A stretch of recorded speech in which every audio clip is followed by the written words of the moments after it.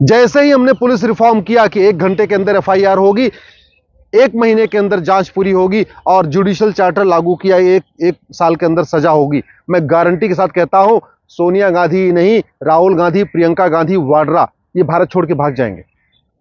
पटना में कुछ दिन पहले जाति भाषा क्षेत्र के आधार पर भारत को बांटने वाली,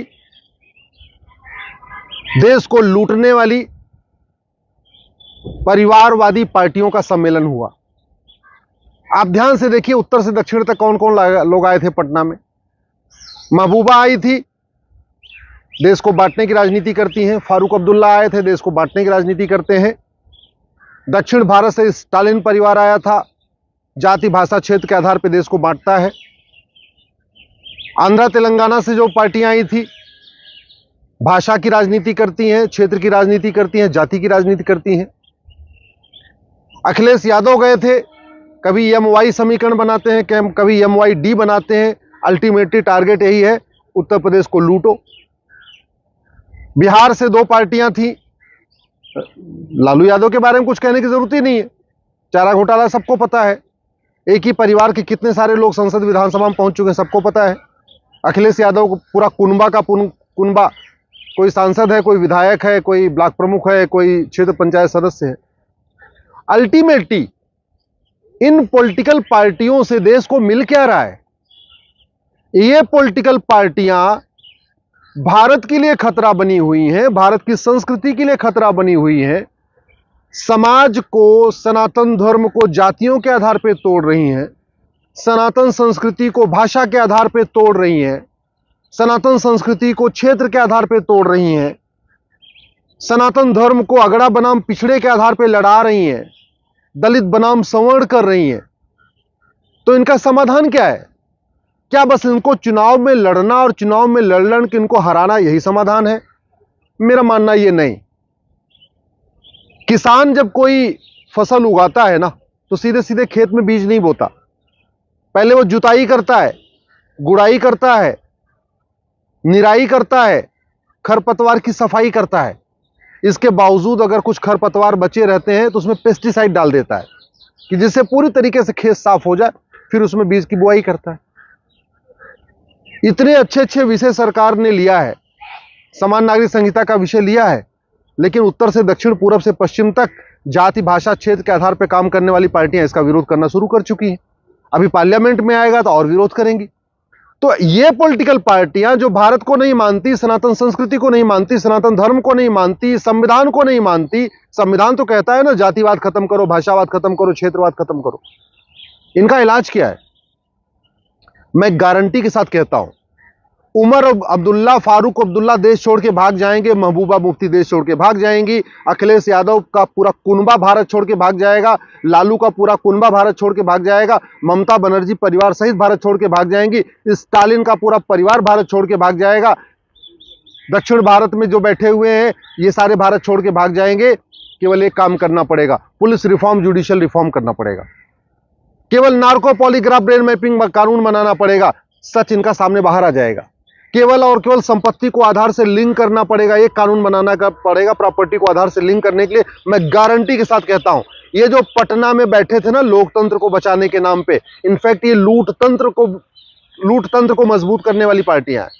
ये लूट तंत्र पे विश्वास करने वाली पार्टियां हैं। संपत्ति को आधार से लिंक करते ही जो इन्होंने करोड़ों का माल लूटा हुआ है, जो नौकर के नाम पे फार्म हाउस बना रखा है, साले के नाम पे फार्म हाउस बना रखा है, बहनोई के नाम पे फ्लैट खरीद रखा है, किसी और के मौसी के नाम पे बंगलो खरीद रखा है। संपत्ति को आधार से लिंक करने का कानून बनाते ही इनकी हजारों करोड़ की प्रॉपर्टी सामने आ जाएगी, और जैसे ही प्रॉपर्टी सामने आएगी ये डर के मारे भारत छोड़ के भाग जाएंगे। जैसे ही हमने पुलिस रिफॉर्म किया कि 1 घंटे के अंदर एफआईआर होगी, 1 महीने के अंदर जांच पूरी होगी और जुडिशियल चार्टर लागू किया, एक साल के अंदर सजा होगी। मैं गारंटी के साथ कहता हूं, सोनिया गांधी ही नहीं, राहुल गांधी, प्रियंका गांधी, वाड्रा, ये भारत छोड़ के भाग जाएंगे। केवल और केवल कानून बना दिया जाए, पुलिस रिफॉर्म, जुडिशियल रिफॉर्म लागू कर दिया जाए, अंग्रेजी कानूनों को खत्म कर दिया जाए, नार्को पॉलीग्राफ ब्रेन मैपिंग कानून बना दिया जाए, प्रॉपर्टी को आधार से लिंक करने के लिए कानून बना दिया जाए। मैं गारंटी के साथ कहता हूं, कांग्रेस खत्म हो जाएगी, तृणमूल कांग्रेस खत्म हो जाएगी, आरजेडी खत्म हो जाएगी, आरएलडी खत्म हो जाएगी, सपा खत्म हो जाएगी, बसपा खत्म हो जाएगी, नेशनल कॉन्फ्रेंस खत्म हो जाएगी, महबूबा की पार्टी पीडीपी खत्म हो जाएगी। और सबसे बड़ी बात ये, उसमें सबसे पहले तो ये जो सबसे ईमानदारी और कट्टरता की बात करती है, कट्टर ईमानदार की बात करते हैं, ये आम आदमी पार्टी भी खत्म हो जाएगी। तो चुनाव में लड़के हराने में तो बहुत टाइम लगेगा। 2 राज्य जीतेंगे, 1 राज्य हारेंगे, 3 राज्य। कर्नाटक में क्या हुआ? मुफ्त की रेवड़ी का वादा किया, थोड़ा सा बस का फ्री का वादा किया, थोड़ा बिजली पानी का वादा किया, टूट गया ना पूरा सिस्टम, पूरा राष्ट्रवाद खत्म, जीत गई। लूट तंत्र में विश्वास करने वाली पार्टी जो भारत को नहीं मानती, भारत की संस्कृति को नहीं मानती, जीत गई। अब वो कह रहे हैं हम तो जीत गए जी लोकतांत्रिक तरीके। हाँ, जीत गए, चुनाव में जीत गए, लेकिन क्या भारत जीता? नहीं, भारत तो हार गया। क्या हमारी संस्कृति जीती? नहीं, संस्कृति हार गई। तो समाधान जुताई, गुड़ाई, निराई, खरपतवार की सफाई, और ये सफाई होगी कानून के जरिए।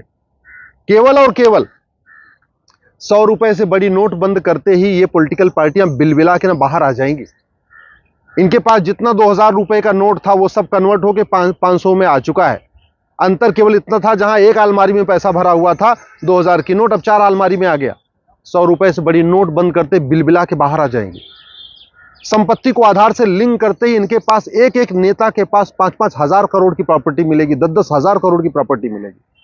आपको शायद विश्वास नहीं होगा, मैं गारंटी के साथ कह रहा हूं, बहुत माल इन्होंने लूटा हुआ है। जितनी पुरानी पॉलिटिकल पार्टी उतना ज्यादा माल है।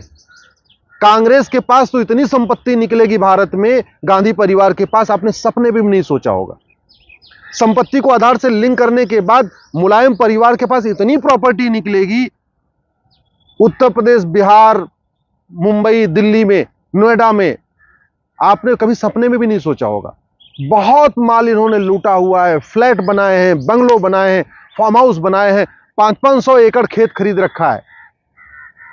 किसके नाम पे खरीदा है? कोई खाना बनाने वाले नौकर के नाम पे खरीदा है, किसी ने ड्राइवर के नाम पे खरीदा है, किसी ने साले के नाम पे खरीदा है, किसी ने सरहज के नाम पे खरीदा है, किसी ने मौसी के नाम पे खरीदा है, किसी ने मौसा के नाम पे खरीदा है। अभी सरकार इसलिए पकड़ में नहीं आ रही है क्योंकि संपत्ति से आधार, प्रॉपर्टी को आधार से लिंक करने वाला कानून नहीं है। जब वोटर आईडी को आधार से लिंक किया जा सकता है तो प्रॉपर्टी को आधार से क्यों नहीं लिंक किया जा सकता? अगर पैन को आधार से लिंक किया जा सकता है तो प्रॉपर्टी को आधार से क्यों नहीं लिंक किया जा सकता? इसलिए मैं आपसे विनम्रता से निवेदन करता हूं, आप चाहते हैं कि भारत की संस्कृति मजबूत हो, वास्तव में राष्ट्रवाद मजबूत हो, वास्तव में राम राज्य आए, तो उसके लिए भ्रष्टाचार के खिलाफ आपको आवाज उठाना पड़ेगा, घटिया कानूनों को बदलने की मांग करना पड़ेगा, पुलिस रिफॉर्म, जुडिशियल रिफॉर्म की मांग करना पड़ेगी। केवल इतना हो जाए कि 1 घंटे के अंदर एफआईआर होगी, 1 महीने में जांच पूरा करना जरूरी हो जाए पुलिस के लिए, और एक साल में कोर्ट के लिए मैंडेटरी हो जाए, जुडिशियल चार्टर लागू कर दिया जाए कि कोर्ट को हर हालत में कोई भी फैसला 1 साल के अंदर उसका फैसला करना ही करना है।